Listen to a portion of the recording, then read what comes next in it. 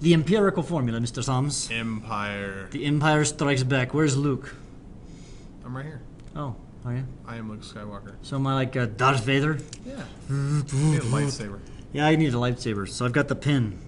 So I can do that. Hey, we're going to talk about the empirical formula today. What is that? Empirical formula. Empirical formula. That's the lowest whole number ratio of the elements in a compound. Okay, so let's write that down. Actually, let's write that right down here. So the definition of an empirical formula is the lowest, what is it? Whole number ratio. Whole number ratio in a compound.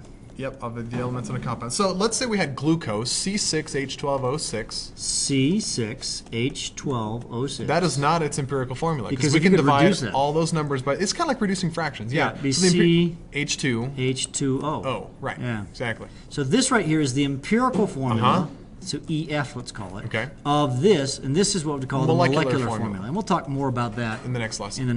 Yep. But we're trying to find the simplest whole number ratio. Right. And it's basically taking that percent composition thing that we did last time and going the other direction. Going backwards. Yeah. So that's what we're going to do.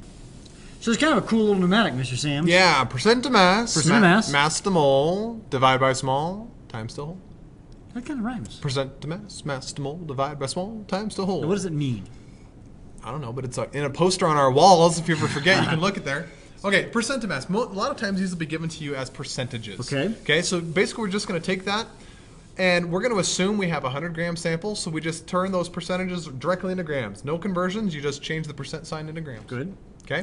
Then the mass, we're going to convert those into moles, mass to moles using the molar mass. Good, good. Then we're going to look at the smallest one, so divide by the small. Whichever of those moles is smallest, we divide them all by that number. Okay. And then if those are not whole numbers, which sometimes they are, sometimes they're not, we divide by a number to get them all to be. I'm sorry, we multiply by a number to get them all to be whole numbers. All right, I think we should just try it. Let's just do it. It's easier to see. Remember the pneumatic and do the examples. Okay, I can do that. Now here is the problem. Okay. Calculate the empirical formula of a compound, Yep. 67.6% mercury, 10.8% sulfur, and the compound also contains oxygen.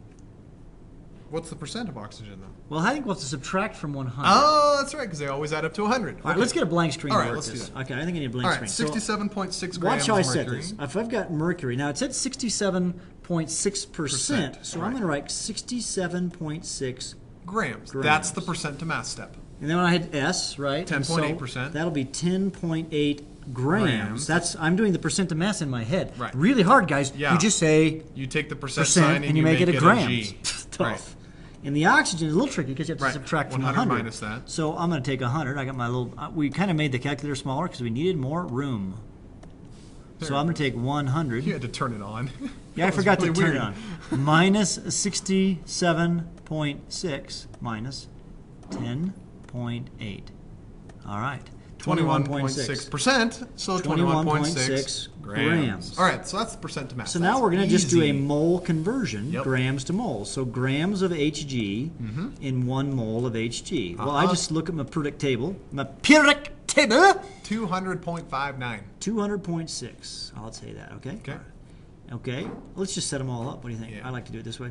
Grams of S, 1 mole of S, and I don't even need the periodic table because I know that it's 32.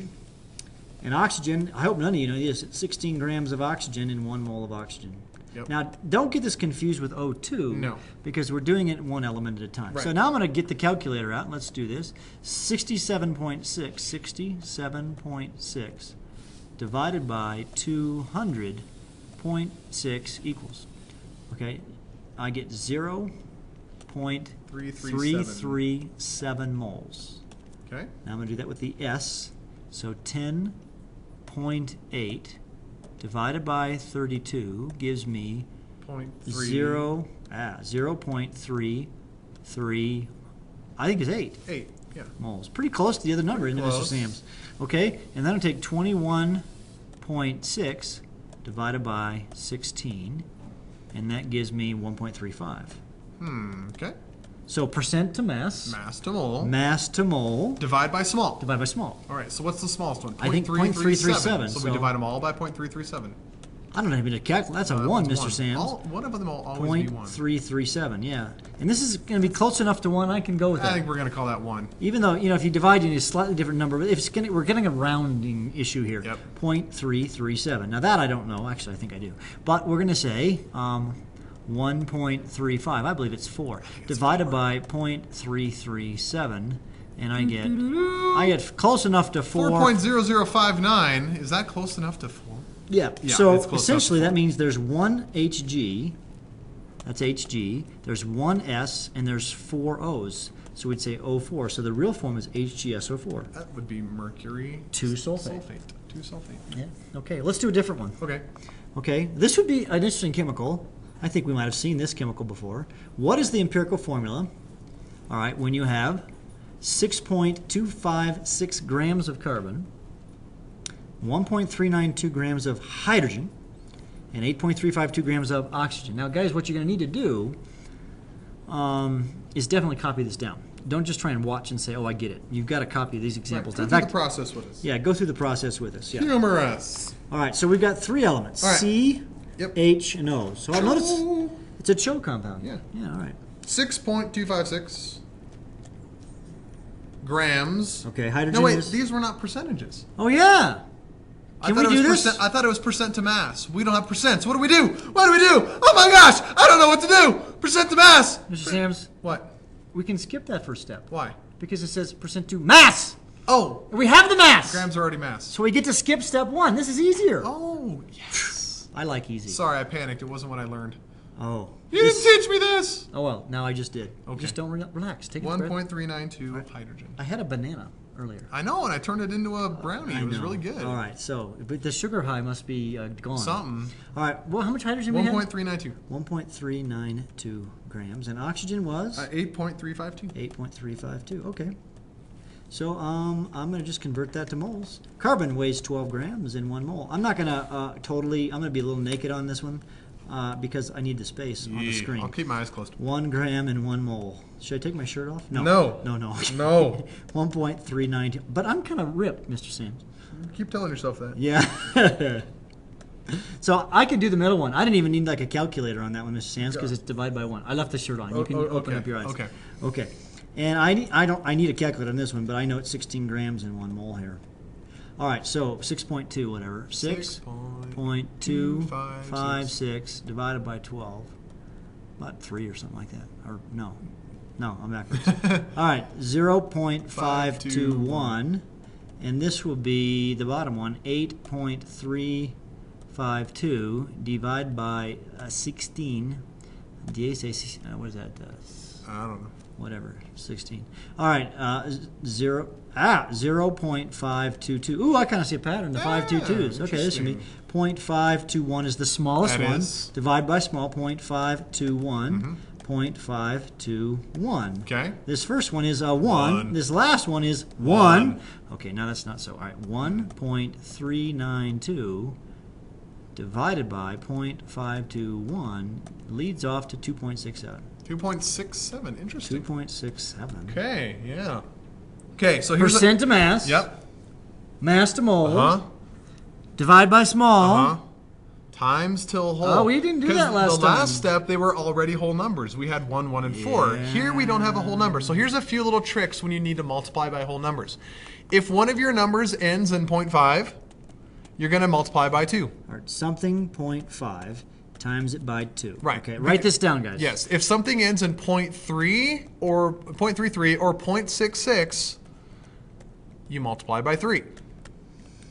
And that's probably it. all you're going to see. Yeah. If you saw 0.25, you could do by 4. But these Why are this works, guys, when you say 0.5, that's 1/2. When Yep. you multiply by the denominator, which is a 2, Right. that'll make that Then a you get whole a whole number. number. And what 0.33 is 1/3. Timesing it by 3 makes it a whole number. Yep. And 2/3 Right. is 0.66, 0.67, whatever. You times that by 3. You That's get a why whole this is number. working. So let's Yeah, take a look. so let's go we back. ended in 0.67, Mr. Yeah, Sands. let's multiply everything by 3. Now, Not this is a mistake right. so many people make. It's everything times 3, not Everything. just the 2.67, but the 1. So take Yep. 1 times 3. That's 3. 3. 2.67 times 3. Now, I'll put in the calculator, but you really, hopefully, you can do that on your own. 2.67 times 3 is 8. And that's close enough to a whole number. Yeah, you want to get to a whole number, and maybe neighborhood, right? Yeah. And this will be 3. Right. So carbon, we have 3 of them. So C3. All right, let me just clear that out. Okay. So there's 3 carbons. Yeah. There's 8 hydrogens, and there's 3 oxygens. C3. C3. H8. H8O3. O3. Hey, that's that glycerin stuff. That's the stuff that exploded in your classroom the other It didn't day. explode. It Well, was it strongly smoked. oxidized and produced a lot of smoke. Yeah. And our faulty fume hood did not vent it properly. That sounded like you talked to the lawyers last night. No lawyers. That was just my official statement to the administration, because that's exactly what happened. That is what happened. I actually didn't even know the fume hood didn't work properly until the fire department came and said it didn't work. said, "Hey, it's not working properly. You need to get it fixed." So they fixed it today. Yeah, they were very quick about They fixing were. that. The fire department was we have a great, and so staff. was our facilities guys. Yeah, they're great. All right. So, guys, I want to just review. Very important on this last step. Everything's multiplied by 3. And use that chart that we have right here to help you understand what to do. Yeah. Okay? All right. Great. All right. One more, I think. Yeah? Next time. All That's right. it. Bye.